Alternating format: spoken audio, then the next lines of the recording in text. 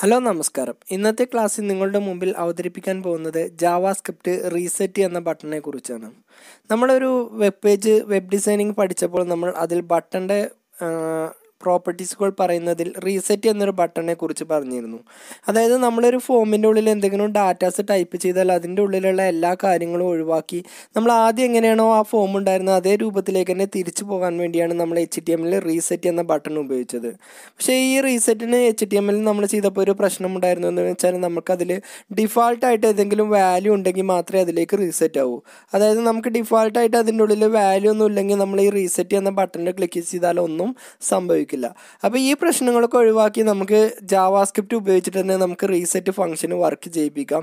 അപ്പോൾ ആ ഫോമിൻ്റെ ഉള്ളിൽ എന്തൊക്കെ കാര്യങ്ങളുണ്ടോ അതെല്ലാം ഒഴിവാക്കിയിട്ട് നമുക്ക് ആ ഫോം ക്ലീൻ ആയിട്ട്, അതായത് നമ്മൾ ഇതുവരെ ടൈപ്പ് ചെയ്ത എല്ലാ കാര്യങ്ങളും ഒഴിവാക്കിയിട്ട് നമുക്കത് ഡിസ്പ്ലേ ചെയ്ത് വരും.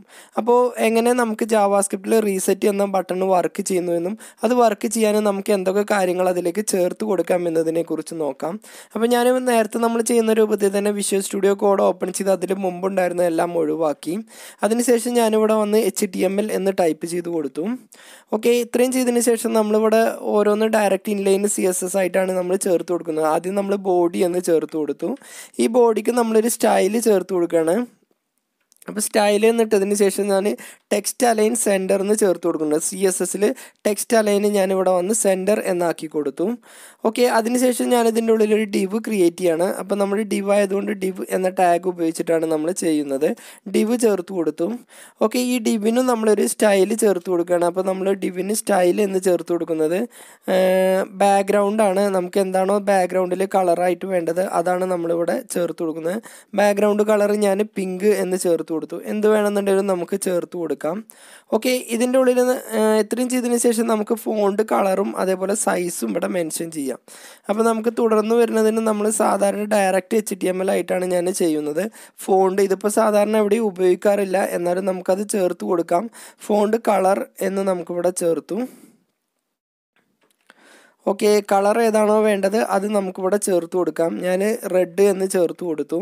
ഓക്കെ, അതിനുശേഷം നമ്മൾ സൈസ് എത്രയാണോ വേണ്ടത് അതും നമുക്കിവിടെ ചേർത്ത് കൊടുക്കാം. അപ്പോൾ സൈസ് ഈക്വൽ ടു ഞാനൊരു 6 പിക്സൽ സൈസും കൊടുക്കുന്നുണ്ട്.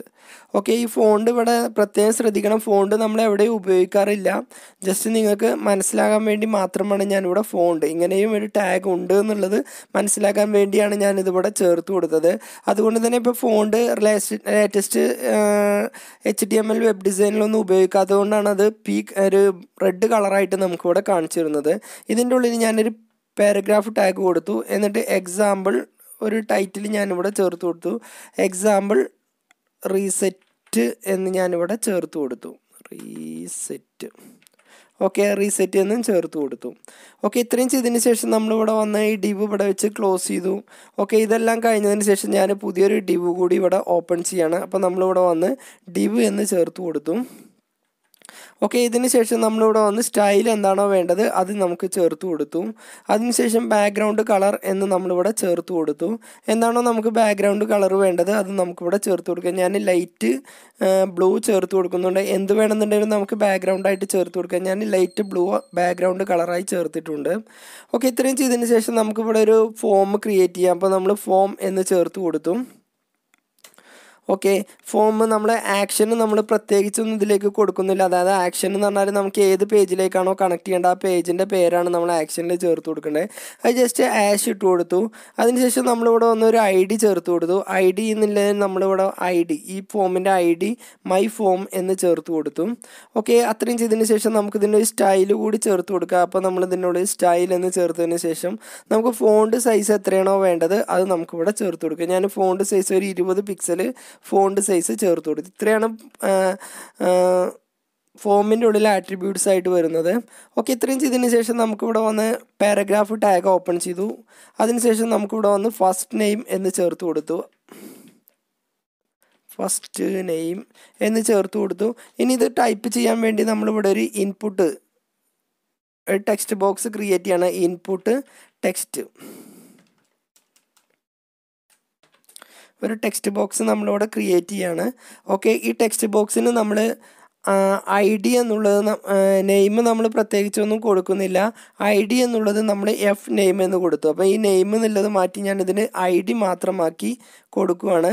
അപ്പോൾ ഞാനിവിടെ വന്ന് ഇതിൻ്റെ ഐ ഡി എഫ് നെയിം എന്ന് ചേർത്ത് കൊടുത്തു. എന്ത് വേണമെന്നുണ്ടെങ്കിലും നമുക്ക് ചേർത്ത് കൊടുക്കാം.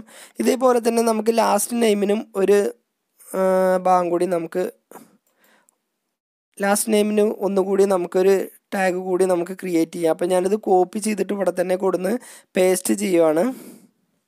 അപ്പോൾ ഇതിൻ്റെ ഉള്ളിലത്തെ ടെക്സ്റ്റ് ഞാനിവിടെ വന്ന് ലാസ്റ്റ് നെയിം എന്ന് ചേർത്ത് കൊടുത്തു. എല്ലാം നമ്മുടെ ചോയ്സാണ്, എന്ത് വേണമെന്നുണ്ടെങ്കിലും നമുക്ക് ചേർത്ത് കൊടുക്കാം. ഞാൻ ലാസ്റ്റ് നെയിം എന്ന് ചേർത്തു. ഇതിന് എഫ് നെയിം എന്നുള്ളതിന് പകരം ഞാൻ എൽ നെയിം എന്ന് ചേർത്ത് കൊടുത്തു.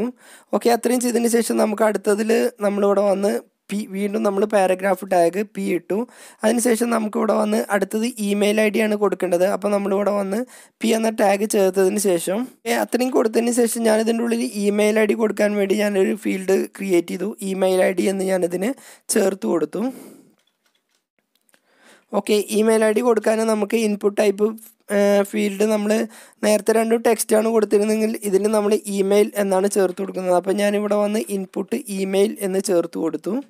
ഓക്കെ, ഇതിന് നമ്മൾ നെയിം എന്നുള്ള ഭാഗം ഒഴിവാക്കി ഐ ഡി മാത്രമുള്ളൂ നമ്മൾ ചേർത്ത് കൊടുക്കുന്നത്. ഇതിന് ഐ ഡി ആയിട്ട് നമ്മൾ ഇമെയിൽ എന്ന് ചേർത്ത് കൊടുത്തു.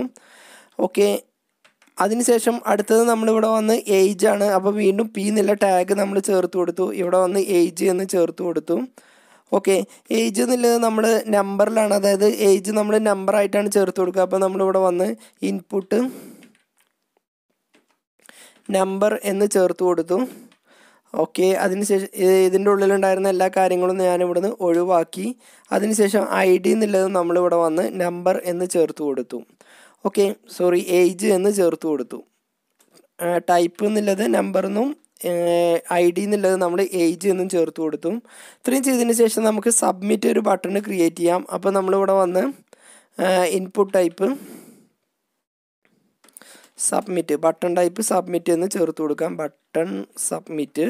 ഓക്കെ, ഇതിന് നമ്മളിവിടെ വന്ന് സബ്മിറ്റ് എന്ന് ഞാൻ അതിൻ്റെ ഉള്ളിൽ വാല്യൂ ചേർത്ത് കൊടുത്തു. ഓക്കെ, ഇതേപോലെ തന്നെ നമുക്ക് അടുത്തൊരു ബട്ടണും കൂടി ക്രിയേറ്റ് ചെയ്യാതെ നമ്മൾ റീസെറ്റിന് വേണ്ടിയിട്ട് ഉപയോഗിക്കുന്ന ബട്ടണാണ്. ഓക്കെ, അപ്പോൾ നമ്മളിവിടെ വന്ന് input type button type reset എന്ന് നമ്മൾ ചേർത്ത് കൊടുത്തു. ബട്ടൺ ടൈപ്പ് റീസെറ്റ് എന്ന് ചേർത്ത് കൊടുത്തു. ഇതിൻ്റെ ഉള്ളിൽ ടെക്സ്റ്റ് റീസെറ്റ് എന്നും ചേർത്തു. ഇതിനൊരു ഓൺ ക്ലിക്ക് കൂടി വേണം, അതായത് ഈ ബട്ടണിൽ ക്ലിക്ക് ചെയ്യുമ്പോൾ നമുക്കൊരു ഫംഗ്ഷനെ കോൾ ചെയ്യേണ്ടതായിട്ട് വരുന്നുണ്ട്.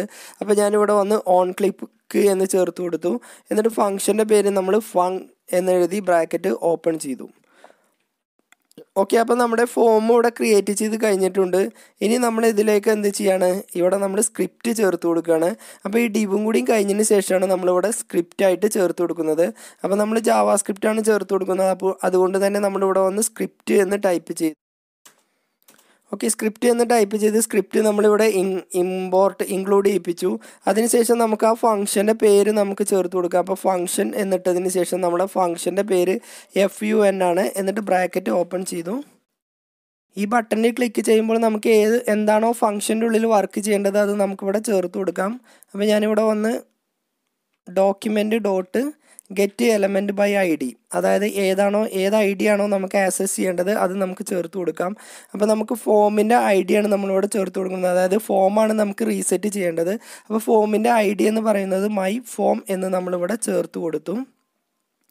ഓക്കെ, ഇത്രയും ചെയ്തതിന് ശേഷം നമുക്കിവിടെ വന്ന് റീസെറ്റ് എന്നുള്ളൊരു ഫംഗ്ഷനും കോൾ ചെയ്യാം. ഈ റീസെറ്റ് ഉപയോഗിച്ചിട്ടാണ് ഈ ഫംഗ്ഷന് വർക്ക് ചെയ്യുന്നത്. അപ്പോൾ ജസ്റ്റ് റീസെറ്റ് എന്നും ചേർത്ത് കൊടുത്തു. ഇത്രയും ചെയ്തതിന് ശേഷം നമുക്കിത് സേവ് ചെയ്ത് റൺ ചെയ്യിപ്പിക്കാം. അപ്പോൾ നമുക്ക് റൺ ചെയ്യിക്കുമ്പോൾ ഈ രൂപത്തിലായിരിക്കും വരിക. നമുക്കിവിടെ വന്ന് ഫസ്റ്റ് നെയിം എന്താണെങ്കിൽ അത് നമുക്ക് ചേർത്ത് കൊടുക്കാം. അതേപോലെ തന്നെ നമുക്കിവിടെ വന്ന് സെക്കൻഡ് നെയിം എന്താണോ അത് ചേർത്ത് കൊടുക്കാം. അതേപോലെ തന്നെ നമ്മുടെ ഇമെയിൽ ഐ ഡി എന്താണോ അത് ചേർത്ത് കൊടുക്കാം. അതേപോലെ തന്നെ നമ്മുടെ ഏജ് എത്രയാണോ അത് ചേർത്ത് കൊടുക്കാം. സബ്മിറ്റ് എന്ന് കൊടുത്താൽ ഈ ഫോം സബ്മിറ്റ് ആയിരിക്കും. പക്ഷേ നമ്മൾ റീസെറ്റിൽ ക്ലിക്ക് ചെയ്യണമെങ്കിൽ ഈ ഫോമിൽ എന്താണോ കൊടുത്തത് അതെല്ലാം നമുക്ക് റീസെറ്റ് ചെയ്ത് പോവുകയും ചെയ്യും.